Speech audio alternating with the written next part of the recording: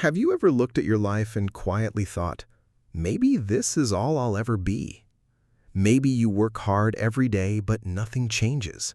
Maybe your dreams feel too far away now. Maybe life pushed you down so many times that you slowly stopped believing in yourself. This is the story of a man who felt exactly the same. A man with no degree, no money, no connections, and no special advantages. But one small decision changed everything. And it all started with 3 simple words. Before we begin, comment below, what is one dream you still haven't given up on? And if you enjoy stories that inspire and motivate you, make sure to subscribe and turn on notifications because every week we bring stories that remind you what human beings are truly capable of. In a crowded city filled with noise, traffic, and endless struggle, there lived a 29-year-old man named Zayn. Zayn worked at a printing press near the Old Market District.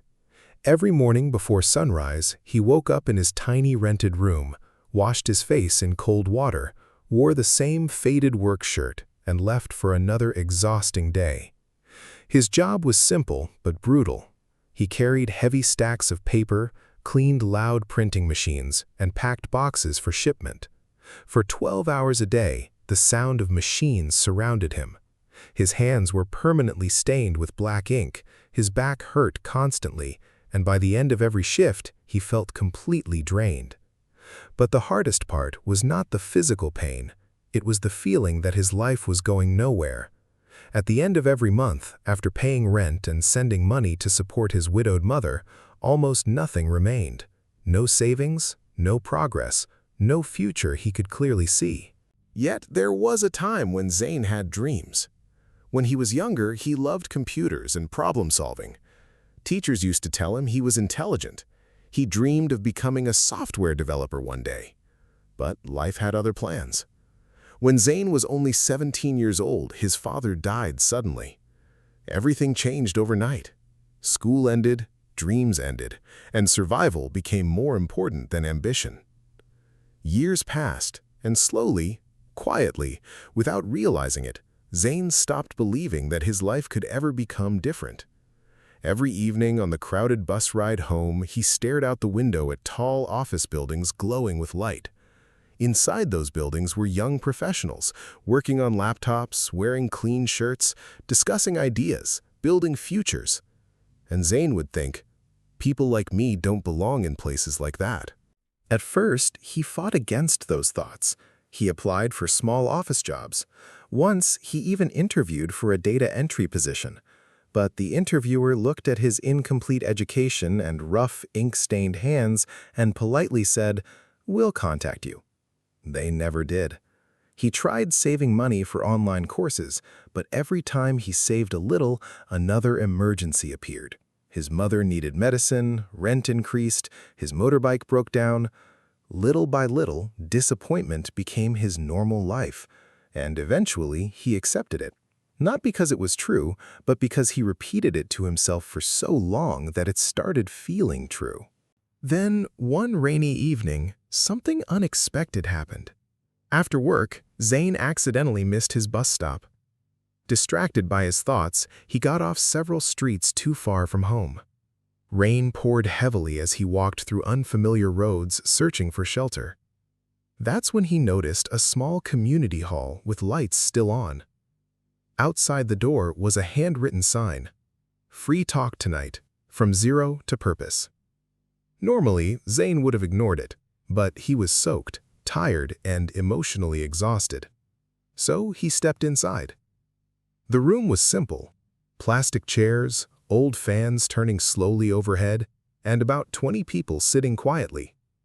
At the front stood a man around 55 years old named Mr. Saeed. He wasn't rich-looking, and he wore simple clothes. But the moment he began speaking, the room became silent. 30 years ago, he said, I worked in a factory just like many of you. I had no degree, no money, no powerful family. Nobody believed in me. And honestly, for a long time, I didn't believe in myself either. Zayn listened carefully, because for the first time in years, someone was describing his exact life. Then Mr. Saeed said something Zayn would never forget. The biggest change in my life happened when I changed the words I said to myself every morning. The room stayed silent.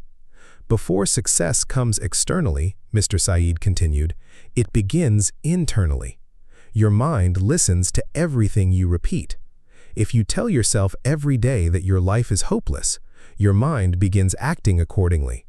But if you begin speaking differently, thinking differently, acting differently, your entire direction can change. For the first time in years, Zayn felt something move inside him. Not confidence, not motivation, just possibility.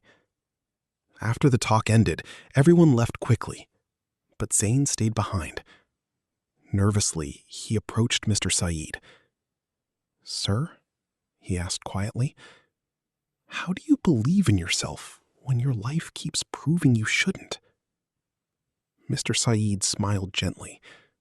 Then he asked, "When you wake up every morning, what is the first thing you say to yourself?" Zayn thought honestly. Another difficult day. Nothing will ever change. Mr. Saeed nodded slowly. "And your mind believed you." He leaned forward. "Your mind is like soil. Whatever you plant repeatedly grows. You've spent years planting hopelessness. Now it's time to plant something else." From his bag, Mr. Saeed pulled out a small notebook. Then he wrote 3 rules. Rule 1. Every morning, before touching your phone or leaving your bed, say these words out loud. I am capable. I will find a way. Something good is coming. Even if you don't believe them yet, he said, especially when you don't believe them. Rule 2. Choose one skill the world needs and study it for 30 minutes every single day for 90 days. No excuses. No waiting for perfect conditions. Just consistency. Rule 3. Stop waiting for permission. Nobody is coming to rescue you, Mr. Saeed said. You must give yourself permission to begin. That night, sitting alone in his tiny room while rain tapped against the window, Zayn opened the notebook. He stared at the words for a long time. Then, slowly, he wrote, I am capable. It felt fake, but he wrote it anyway. The next morning, he stood in front of his cracked bathroom mirror and repeated the words out loud.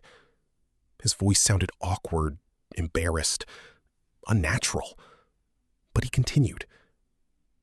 Then he chose one skill, basic web design. He noticed many small local businesses had no websites or online presence. Maybe, he thought, there was an opportunity there. He owned only an old Android phone, no laptop, no proper internet setup.